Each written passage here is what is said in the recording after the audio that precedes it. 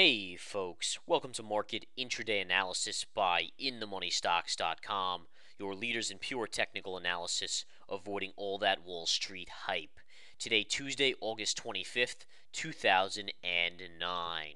Well, folks, we're seeing a little bit of a whippy day on Wall Street where we had a big move up early on leading into the consumer confidence number, which took us to new highs of the year. And then ultimately what happened was the dollar started to rally. Now, you guys that have been following these videos and our premium subscribers know that everything is all about the dollar.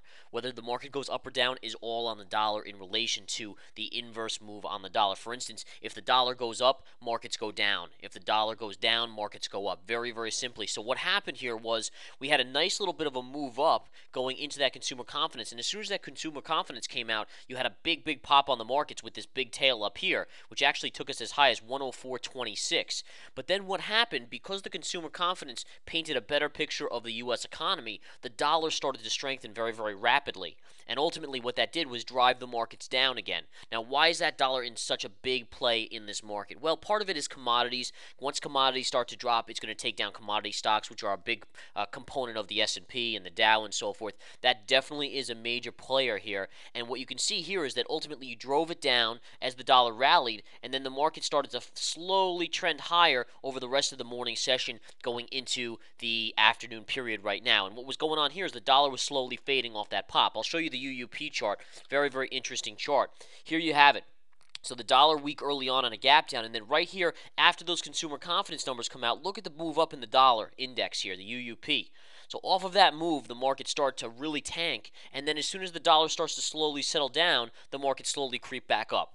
And then all of a sudden, really what we're seeing here is oil start to fall out of bed. Now, why is oil starting to fall out of bed? Look at this drop on the USO. Really powerful drop here, something that really needs to be watched very, very closely. What's going on here? Well, there's some problems now. Some commodity issues, China growth issues are really coming to the forefront. We ran up to $75 on the oil spot trade or spot number on oil, and all of a sudden the market hit a wall and just collapsed down on the spot crude side. So all of a sudden the dollar's actually stabilized here, and oil's taking the forefront as you're having a monster drop on oil to the downside. That's beginning to take down oil stocks, in which case the commodities are dropping in tune. Obviously, we're seeing the stocks drop, and then the indexes follow suit as large components of those indexes are commodities plays. All right, so again, let's go back to the SPY, and what you're seeing here is this is the market. And again, the market for the first 3/4 or half to 3/4 of the day really followed oil.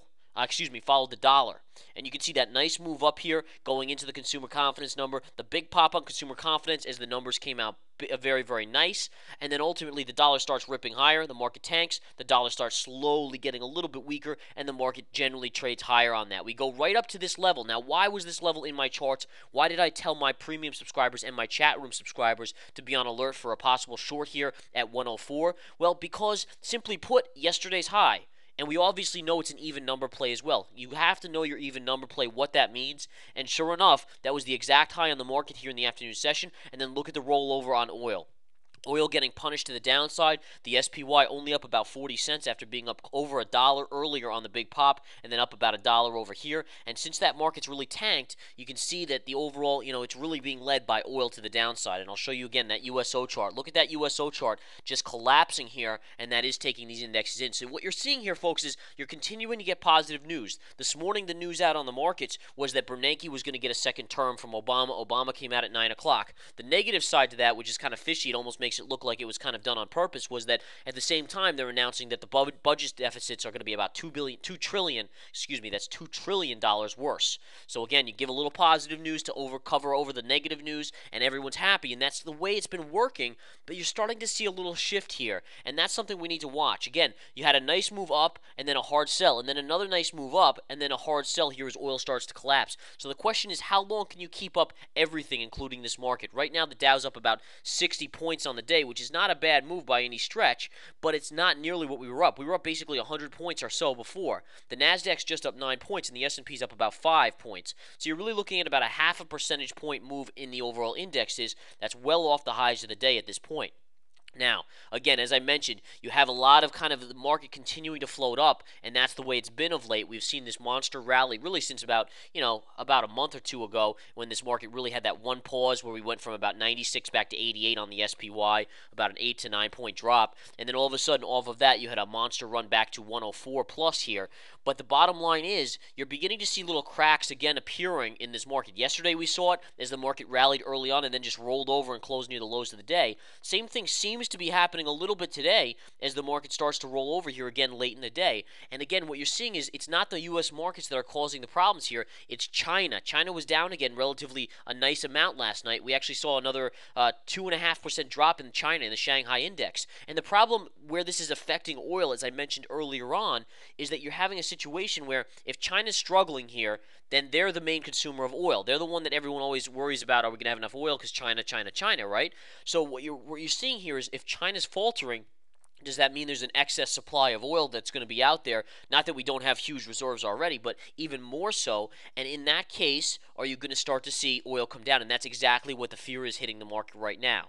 So again, it's not necessarily the dollar. The dollar was the main catalyst earlier, but look at the dollar. It's really stayed now in a pretty tight range all afternoon.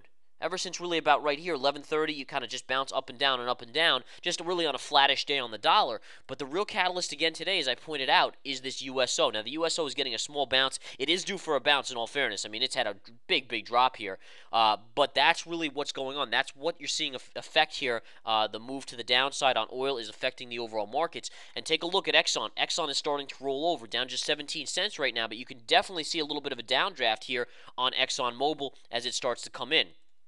Okay, take a look at Goldman Sachs. Goldman Sachs still strong today, but is starting to roll over a little bit. Interesting with Goldman yesterday, Goldman Sachs was one of the weak plays of the day. Had a very strong morning, and then it really just rolled over hard all afternoon and ended at the lows of the day. Today, it started out strong, got very weak, then rebounded to the strong side, and now it's kind of just about neutral. Still on the upside of the day, up $1.85, but not nearly what it was. JP Morgan, same thing.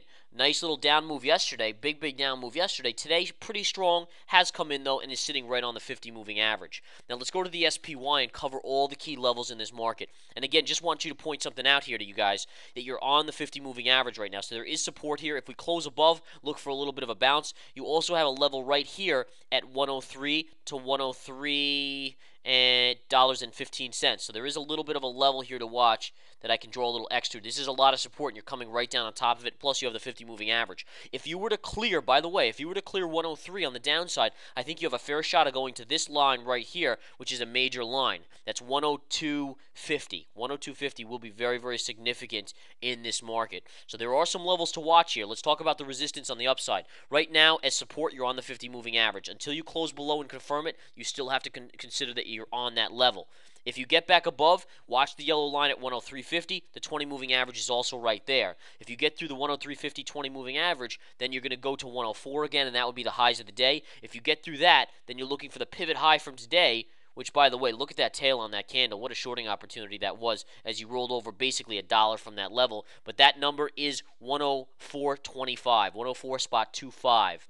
All right, the Dow is just up about 53 points now as we continue to slowly fade down here. So you really want to keep a close eye on this overall market. Again, on the support lines, we have to watch to see if we close below the 50. If we confirm it, then you're looking at very good support between 103.15 and 103. If you get through that, they're looking at the lows of the day yesterday right here, in here, to this orange trend line at 102.50. Those will be your levels to watch this afternoon. A close below 102.50 could be very significant. One other thing I'm seeing, folks, is the dollar is starting to gain a little traction here again and beginning to inch up a little bit. I'll throw up the UUP, and you can see you're right at the high end of this little range I just drew in. So very, very important to watch that now, and we'll have to see how that plays out. But nonetheless, very, very interesting market these last couple days as we continue to kind of get through this area and see what happens, all right? Goldman Sachs, one more check, still kind of on the upside today, up $1.75. The market, let's take a look at, we'll take a look at Exxon here as well. Exxon, nice little rollover, guys. You're going to have support on Exxon right here at this double bottom. Double bottom will be a very, very good level on ExxonMobil. All right, monster level right there, and you can see that right at $70.85. That's going to be support. If you take that out, there should be another little bit of a level right here at to $70.70. So those two levels are ones to watch. You may get a little bounce here only because you have oil really oversold right now in the near term. This is a little too steep for the market in general for oil. You do expect a little bit of a bear flag pattern, then maybe some downside to come after that. Taking a look at the spiders, looks like we did close right below that 50 moving average, so we have to look for confirmation. Confirmation move down may take us to the beginning of support right here at 103.15 to 103 levels. If we rebound and don't confirm it and get back above the 50, look for the 103.50 level to be tested on the upside. All right, folks, that's all for today. This is just giving you a little sample of the kind of analysis we do in the nightly videos in the Research Center to give you guys a kind of a look in. You can also look at the archives on the website. They are free archives. They dated 3 weeks ago, so obviously we're not going to give you anything that's in the near future because we don't want to give that information out. It's too imperative to our premium subscribers with key levels, key turn dates, master moves, and master levels. But in any case, it gives you a little insight in these videos. You can also look at the older archives on our website for the daily market reports, hot charts and alerts. By the way, hot charts and alerts been nailing it out of the park recently. Unbelievable calls in the hot charts and alerts, and those are put out by the chief market strategist on charts to watch major levels at to possibly short or go long. But just all this information, folks, countless information in that Research Center. We do hope you come and join us. There's about 5 or 6 different services included in the Research Center for just $49.99 a month. Also, the chat room is always a fun time.